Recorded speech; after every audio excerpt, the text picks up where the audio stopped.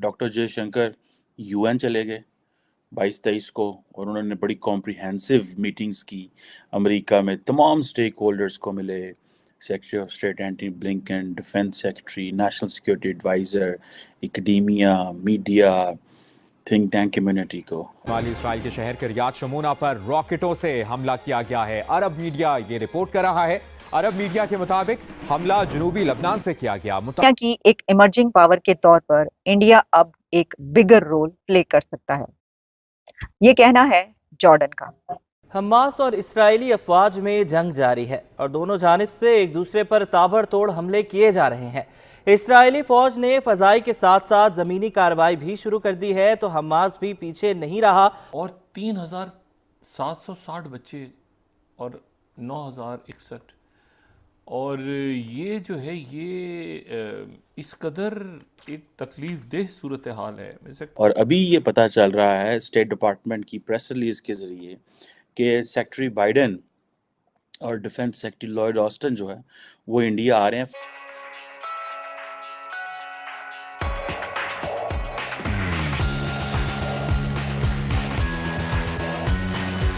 जिसमें जॉर्डन की तरफ से एक स्टैंड सामने आया है और ये कहा गया है कि India as an emerging power in the world now, और खास तौर पर कहा गया है कि जो इनिशिएटिव्स लिए गए जिसमें G20 summit and voice of global south summit करवाने के बाद अब इंडिया उस जगह पर है दुनिया में जहां पर वो एक बिगर रोल प्ले कर सकता है।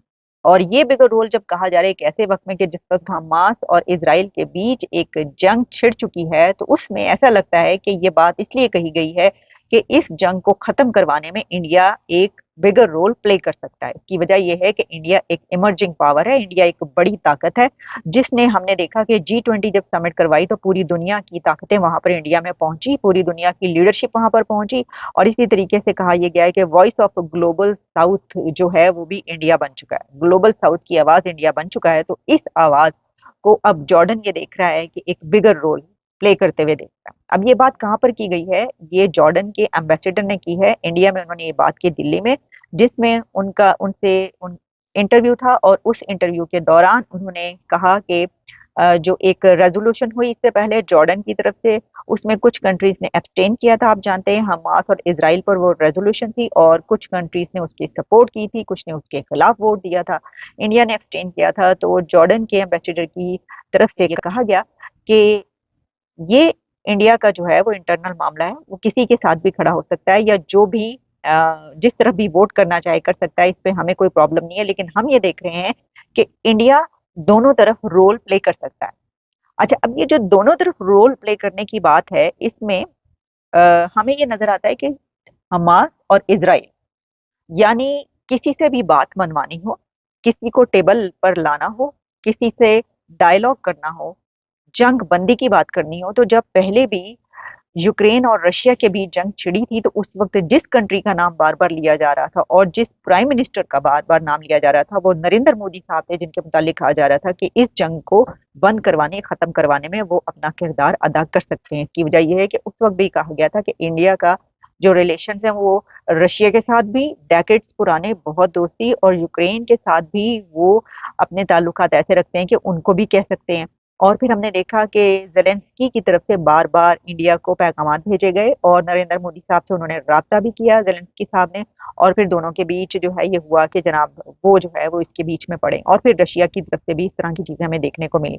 तो इसी तरीके से अब ये बात कही जा रही है। अच्छा, उसके ऊपर क्या स्टैंड आया? तो उसके ऊपर इंडिया ने बड़ा ही एक जिसे कहते हैं कि असूली स्टैंड लिया था, और वो उन्होंने ये कहा था कि बल्कि उस जंग के दौरान बिल्कुल साफ साफ नरेंद्र मोदी साहब की तरफ से प्रेसिडेंट पुतिन साहब को कहा गया था कि ये जंग का दौर नहीं, ये एरा जंग का नहीं है। हालांकि इतनी दोस्ती, इतने ताल्लुकात, रशियन ऑयल भी ले रहे हैं, सब कुछ कर रहे हैं, लेकिन जो असूली स्टैंड है वो अपनी जगह पर।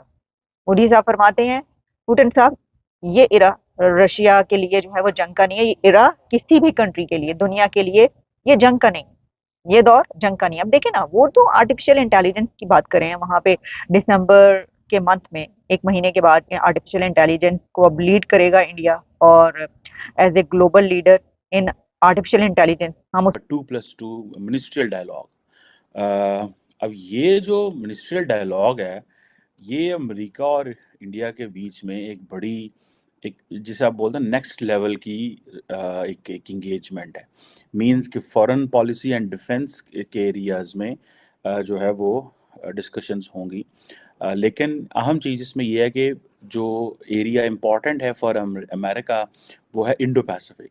सो इंडिया को अगर मेजर पार्टनर अमेरिका समझता है तो वो that is for India and countering China. ये बड़े मेजर थीम्स हैं, मेरा ख्याल है सबको इसकी समझ है।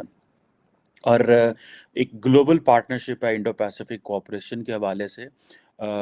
और शुरू वो ये करते हैं जी कि हम क्वाड की जो लीडर्स समिट है वो हमारे लिए, हमें उसको आगे लेके चलना है, क्वाड को आगे लेके चलना है।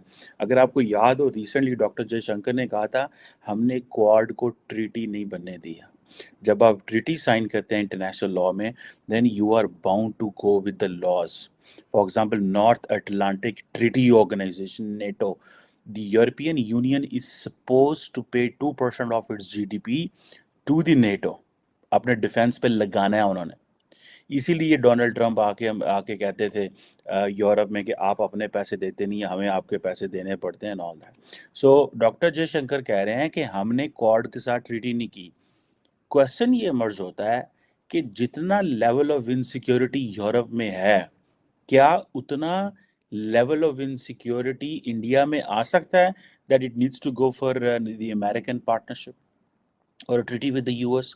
नहीं। उसकी वजह ये है कि India has the nuclear weapons, India has big military, India size में इकोनॉमिकली एक बड़ी मुल्क है। तो उनको, जिस तरह यूरोप को छोटे छोटे मुल्क हैं, तो उनको एक कॉन्टीन्यूसली सिक्योरिटी अम्ब्रेला चाहिए होती है, जो कि मेरा ख्याल है इंडिया को वो सिक्योरिटी अम्ब्रेला नहीं चाहिए। इंडिया ने पाकिस्तान के मुकाबले में और चीन के मुकाबले में ऑलरेडी सफिशिएंट डिटरेंस एस्टैब्लिश कर ली हुई है। और वो जो डिटरेंस है वो that keeps India's options open, that keeps India's foreign policy choices open, और वो एक ऑटोनमस रोल प्ले करता है। तो ब्लिंकन की बात क्यों मैंने की, मैं उस पर अभी बाद में आता हूँ। लेकिन आप ये देखें कि अल अरबिया ने, जो सऊदी अरबिया का मीडिया है, उसने क्या बात लिखी है कि curse to be a parent in Gaza, over 3,600 a curse to be a parent in Gaza, over 3,600 children killed by Israel in 25 days। बात ये सारी कि सेक्रेटरी ब्लिंकन जो हैं अब वो दोबारा तशरीफ ला रहे हैं। आज रात को वो फ्लाई कर गए हैं या कर जाएंगे जी। और अल सुबह वो फिर दोबारा तल अवीव पहुंच जाएंगे, इसराइल। अच्छा, अब ये जो यूएस डिपार्टमेंट ऑफ स्टेट का अलामिया है, ये इसमें जो फर्स्ट स्लाइड है, सेक्रेटरी ब्लिंकन जो हैं ये तल अवीव जाएंगे, तल अवीव के बाद ये जाएंगे अमान, अमान के बाद ये जाएंगे टोक्यो। सही। अच्छा, टोक्यो में वो G7 का इजलास है उनके फॉरेन मिनिस्टर्स का, तो वहाँ पे वो शरीक होंगे। फिर वो सियोल जाएंगे जनूबी कोरिया, फिर नई दिल्ली आएंगे 2+2, यहाँ पे ऑस्टिन लॉयड भी पहुँचेंगे गालिबन। लेकिन सवाल ये है कि असल जो मामला है वो है कि ये तल अवीव और अमान में कल क्या, मतलब वहाँ पे क्या होगा। और दरमियान में एक बड़ी अजीब सी बात है कि ये भी खबर चल रही है कि तुर्की भी रुकेंगे, वो तुर्की भी इतवार के दिन वो तुर्की पहुँचेंगे। अभी ये स्टेट डिपार्टमेंट में नहीं है लिखा हुआ, लेकिन ये है कि तुर्की का जो मीडिया है वो रिपोर्ट कर रहा है कि तुर्की वो आ सकते हैं। ये थर्ड स्लाइड डेली सभा हम कोट कर देते हैं। Top US diplomat Blinken to visit Turkey, ये तुर्की जाएंगे जहाँ पर तैयब उर्दगन जो हैं, उन्होंने कहा था कि 3 दिन में अमेरिका पीछे हट जाए तो हम इसराइल को नक्शे से गायब कर देंगे।